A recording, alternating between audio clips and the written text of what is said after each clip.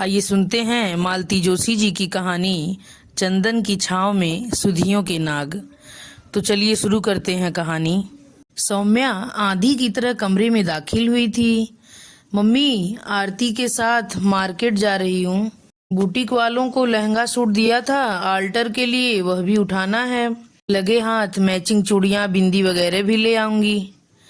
तुम कौन कौन सी साड़ियाँ पहनोगी बता दो, तुम्हारे लिए भी लेती आऊंगी। तुम्हारी मेरी नाप तो एक ही है ना, बस रंग भर बता दो।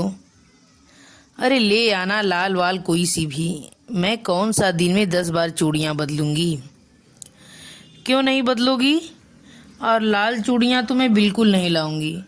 तुम फिर से वही लाल बनारसी पहनने की सोच रही हो ना, वो तो मैं तुम्हें ले जाने ही नहीं दूंगी। अरे तो ऐसी साड़ियाँ शादी ब्याह में ही तो पहननी जाती हैं, नहीं तो सालों साल यूं ही पड़ी रहती हैं।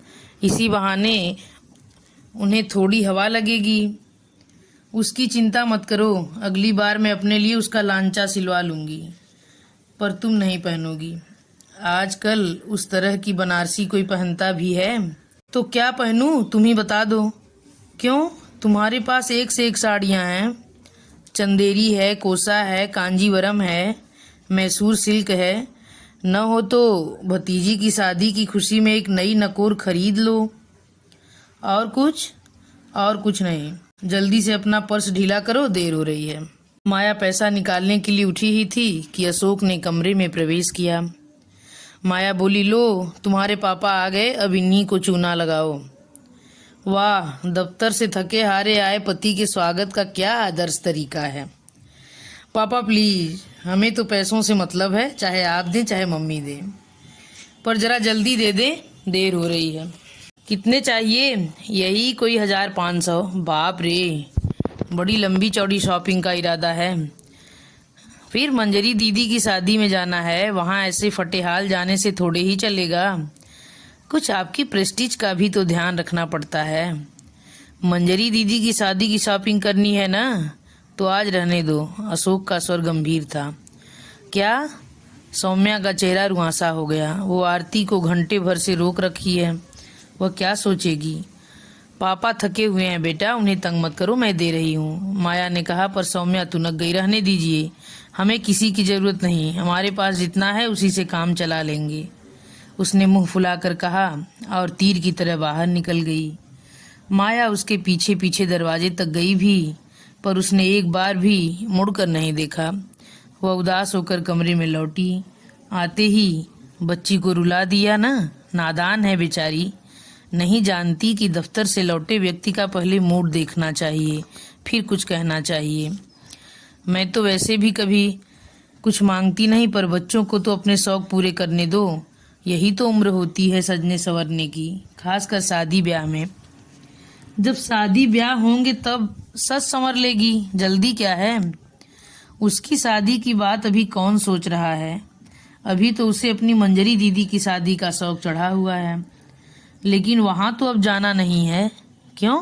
क्योंकि मंजरी जी हमारा आशीर्वाद लिए बिना ही जीवन साथी के साथ विदा हो गई हैं। क्या मतलब? प्लीज इस तरह पहेलियां मत बुझाइए, साफ साफ बताइए कि क्या हुआ है, मेरा दिल बहुत घबरा रहा है। तुम्हारे बड़े भैया का फोन आया था, मंजरी घर छोड़कर चली गई है, शायद अपने बॉयफ्रेंड के साथ गई है। भैया ने पुलिस में रिपोर्ट करा दी है, पर मुझे नहीं लगता उससे कुछ फायदा होगा। लड़की बालिग है और जब तक ये लोग पता लगाएंगे तब तक शादी हो चुकी होगी। माया का चेहरा एकदम सफेद पड़ गया, वह पाषाण मूर्तिवत जड़ हो गई। क्षण भर के लिए तो अशोक चिंतातुर हो उठे। उन्होंने कुछ कहना चाहा पर अपने को रोक लिया। फिर वे धीरे से उठे और 2 कप चाय बना लाए। वे लौटे तब तक माया उसी तरह निश्चल बैठी हुई थी। लो चाय लो। माया जैसे नींद से एकदम जाग पड़ी, विस्फारित नेत्रों से कभी पति को कभी चाय की प्याली को देखती रही। फिर अस्फुट स्वर में बोली, चाय आपने बनाई है? हाँ, मुझे तलब महसूस हो रही थी और मैं सोचता हूँ तुम्हें इस वक्त चाय की सख्त जरूरत है। उसकी आंखें एकदम छलछला आई। मैं अभी आई, कहकर वह उठी और काफ़ी देर नमकीन की प्लेट के साथ नमूदार हुई। नमकीन का तो खैर बहाना था, क्योंकि चाय के साथ नमकीन और बिस्कुट अशोक ले ही आए थे। यह अंतराल माया ने अपनी रुलाई रोकने के लिए किया था, या फिर खुलकर रो लेने के लिए, क्योंकि जब वह लौटी उसका चेहरा धुला धुला लग रहा था। 2 घंटे बाद सौम्या घर लौटी तो उसका सारा गुस्सा काफूर हो चुका था। वह भूल ही गई थी कि बाजार जाते समय उसका मूड कितना उखड़ा हुआ था। अपनी सारी खरीदारी की नुमाइश डाइनिंग टेबल पर लगाते हुए वह चहक रही थी। मम्मी देखो तो मैं क्या क्या लाई हूँ। और पता है मम्मी, हमें एक नई दुकान का पता चला, इतनी छोटी सी कि एकदम से नज़र ही नहीं आती। हमें बुटीक वाली आंटी ने उसका पता दिया। उस दुकान पर इतने सारे सेट से मैं हर ड्रेस के लिए एक ले आई हूँ। अब तुम प्लीज़ नाराज़ मत होना, और तुम्हारे लिए चूड़ियाँ असेंबल करके ले आई हूँ। अब तुम प्लीज़ पहन लेना, हर साड़ी के साथ यह सेट चल जाएगा, बदलने का झंझट ही नहीं रहेगा। जब उसकी अनवरत कमेंट्री का कोई माकूल जवाब नहीं आया तो सौम्या को खटका हुआ। उसने मम्मी की ओर देखा। वह निर्लिप्त भाव से सौम्या की लाई चीज़ों को देख रही थी। चेहरे पर न खुशी थी, न गुस्सा, और न ही किसी तरह की उत्सुकता। उसे डर लगा। जाते समय थोड़ी बदतमीजी करके गई थी, तो क्या मम्मी इसलिए नाराज हैं? उसने झट से दोनों बाहें मम्मी के गले में डाल दी।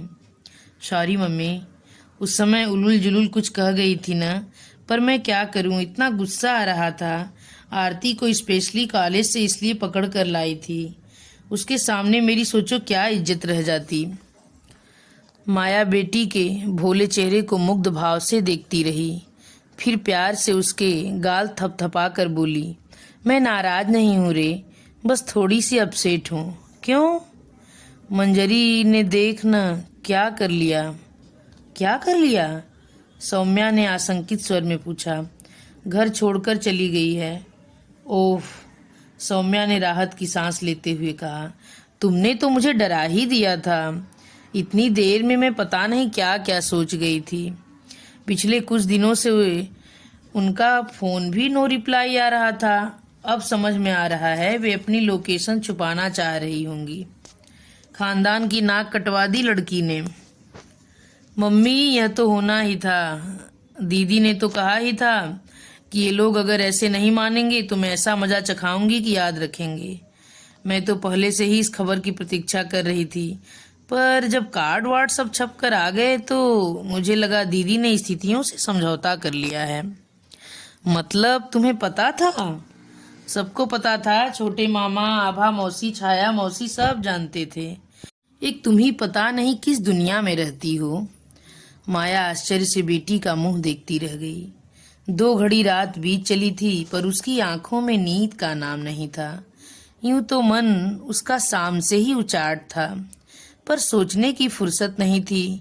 घर के ढेर सारे काम उसकी बाट जो रहे थे। वह बेमन से ही सही, मशीन की तरह रोज के सारे काम निपटाती रही। अब जाकर सोचने की कुछ मोहलत मिली है। उसका मन बार बार बलरामपुर की ओर लौट रहा था। उस हाहाकार की कल्पना कर रहा था जो वहां मचा होगा। अच्छा हुआ जो अम्मा बाबूजी यह दिन देखने के लिए जिंदा नहीं हैं, नहीं तो शायद शर्म से ही मर जाते। नींद नहीं आ रही थी, फिर भी वह दम साधे पड़ी थी कि पति की नींद में खलल न पड़े। आधी रात के करीब वह धीरे से पानी पीने के लिए उठी।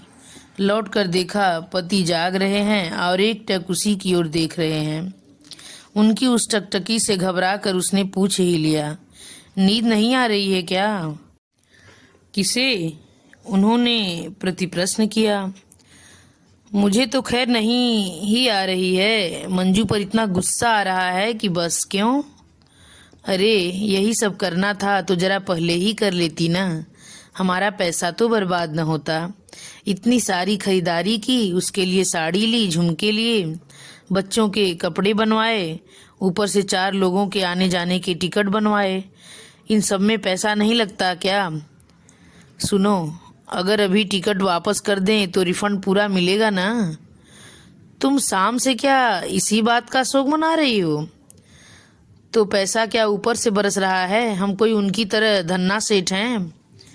क्या एक बार भी उसे शाबाशी देने का मन नहीं हुआ? शाबाशी? वो किस लिए? इसलिए कि जो साहस बुआ नहीं जुटा सकी, जो काम बुआ नहीं कर सकी, वह भतीजी ने कर दिखाया।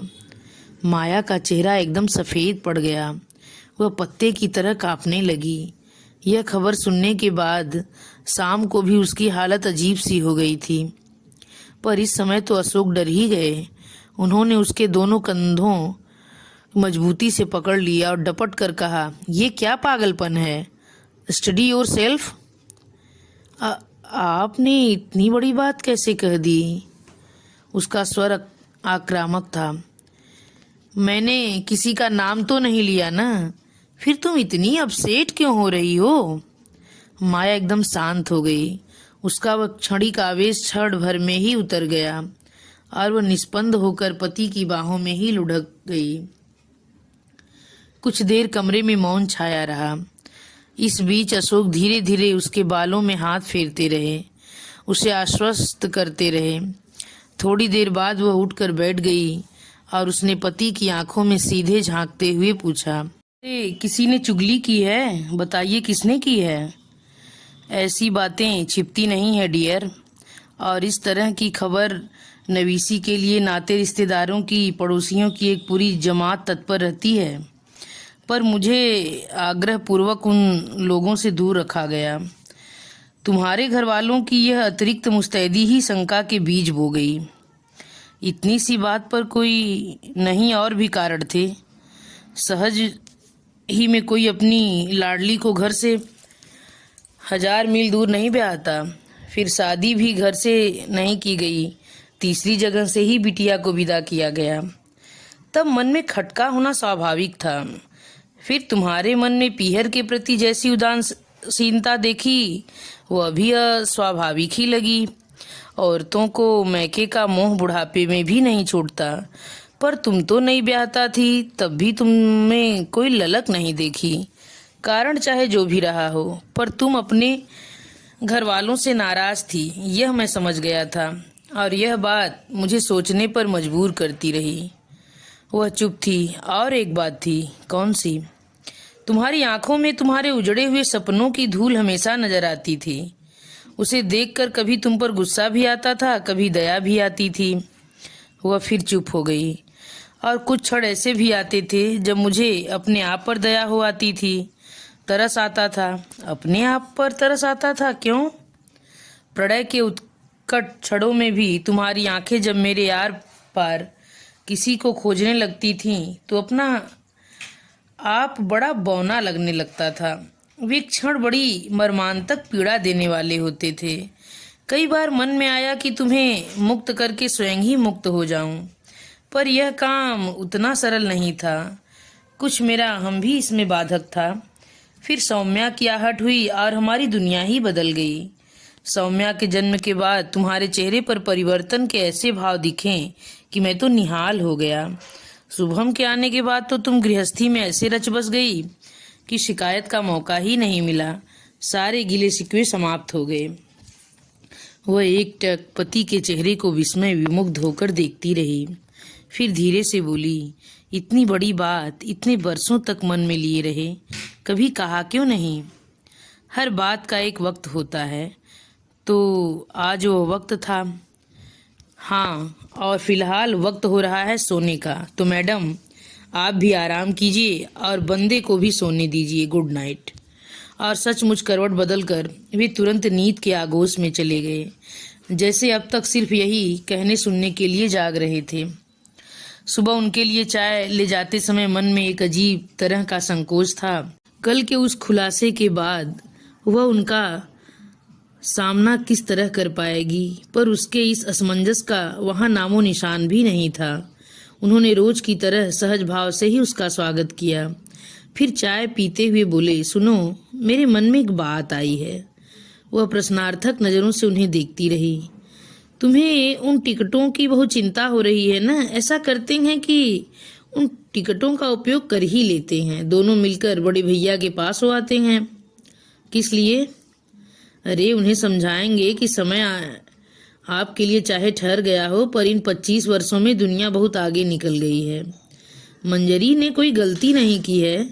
उसने अपने लिए जो लड़का चुना है वह सुंदर है, संपन्न है, संस्कारी है, और मुख्य बात यह है कि मंजरी की तरह ही IIT वाला है। ऐसा लड़का अव्वल तो आपको जाति में मिलता नहीं, मिलता भी तो 10-15 लाख के नीचे बात नहीं करता। इसलिए बेटी की पसंद की दाद दीजिए और उसे घर बुलाकर ससम्मान विदा कीजिए। भैया कभी नहीं मानेंगे। हमारे इसरार पर उसे बुला भी लिया तो पता नहीं उसके साथ क्या सलूक करेंगे, मार भी डालेंगे तो कोई आश्चर्य नहीं होगा। ओ गॉड, फिर तो यह पुण्य कार्य हमें ही करना होगा। गुड़िया से कहो जरा उसका पता लगाए। उन लोगों को यही बुलाकर हम उसी शुभ मुहूर्त में उसका कन्यादान करेंगे। आप तो कह रहे थे कि अब तक उन लोगों की शादी हो चुकी होगी। वह कोई शादी में शादी होगी, वह तो मात्र एक रस्म अदायगी होगी, कानून से बचने की एक तरकीब भर होगी। लड़कियां जिस तरह की शादी का सपना बचपन से देखती हैं वैसी तो कतई नहीं होगी। हम मंजरी को उसका वह सपना उपहार में दे देंगे। उसके लिए पीहर के दरवाजे तो शायद अब बंद ही हो गए जाएंगे, तो हम उसे एक घर देंगे जहां वह जब मर्जी हो आ सकेगी। भैया को अगर पता चल गया तो वे जिंदगी भर मेरा मुंह नहीं देखेंगे। उससे क्या फर्क पड़ेगा, वैसे भी तुम कौन सा रोज रोज उनसे मिलने जाती हो। 2-3 साल में एक आध चक्कर लगता था, बस वह नहीं लगेगा। भैया समझेंगे मैंने उनसे बदला लिया है। उस समय सबसे ज्यादा विरोध उन्हीं की तरफ से था। इतनी दूर जाकर आनन फानन शादी करने का आइडिया भी उनका ही था। यह तो और भी अच्छा है, देर से सही उन्हें अपनी गलती का एहसास तो होगा। ईश्वर ने उन्हें प्रायश्चित का एक मौका दिया है। उसे गंवा देंगे तो उन जैसा अभागा दूसरा नहीं होगा, और मुझे जैसी दूसरी सुहागवती भी शायद दुनिया में दूसरी नहीं होगी। उसने मन में सोचा। जिंदगी भर वह सिर्फ अपने ही दुख को सहलाती रही। कभी भान ही नहीं हुआ कि एक देवता पुरुष सतत उसके पार्श्व में खड़ा है। उसकी स्नेहिल छाया ही तो उसे रेगिस्तान के पार ले आई है, और इतनी बड़ी बात का उसे कभी एहसास तक नहीं हुआ। क्या वह कभी उनसे उऋण हो सकेगी? मैडम क्या सोचने लग गईं? कुछ नहीं, बस अब आप और गुड़िया मिलकर वर वधू की खोज कीजिए, मैं बाकी की व्यवस्था देखती हूँ। चलो, इसी बहाने गुड़िया की शादी की रिहर्सल हो जाएगी। उसके मन में उल्लास की तरंगे फूट रही थी। निश्चित ही वह सिर्फ मंजरी के परिणय के लिए नहीं थी। धन्यवाद। इसी के साथ यह कहानी समाप्त होती है। अगर यह कहानी आप लोगों को अच्छी लगे तो कृपया मेरे चैनल को सब्सक्राइब और लाइक करना मत भूलिएगा, और कमेंट में लिखकर जरूर बताइए कि यह कहानी आप लोगों को कैसी लगी।